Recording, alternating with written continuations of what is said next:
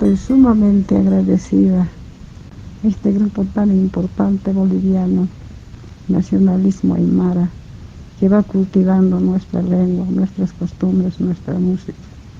Lamentable y desgraciadamente, yo no puedo asistir a este evento tan importante, me hubiera gustado. Me encuentro un poco delicada de salud, pero les estoy muy agradecida. Habrá una oportunidad en que podamos conversar, en que podamos hablar. Yo pienso que nuestros idiomas deben ser respetados, deben ser cuidadas. ¿Y quién si no son como ustedes, nuestros hijos, nuestros nietos, nuestros bisnietos? No tienen que avergonzarse del habla aymara, porque lo que nosotros somos, no hay otra cultura que prevalezca tanto tiempo sobre los siglos de los siglos.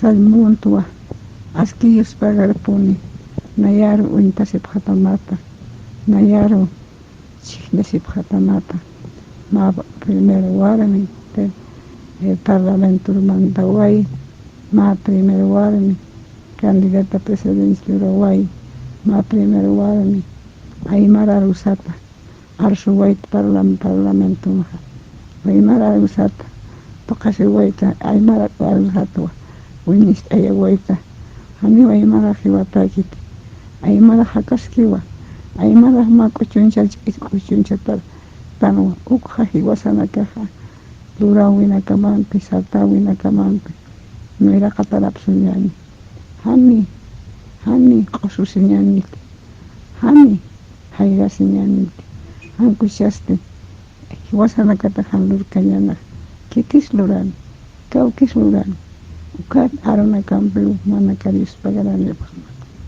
Kamusuta Kiraki Hatas, Walich Amatana, Edadanyakana, Hanio, Hutani Puerte, ojalá Maurojuta, Taraki Pasinyani, Uniski Pasinyani, Ukamaki Panaisuma, Unathilanaka Yakanaka. Un agradecimiento tan grande, queridos jóvenes.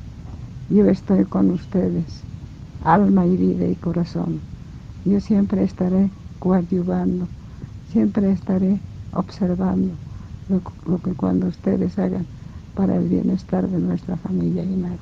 Muchísimas gracias, muchísimas gracias.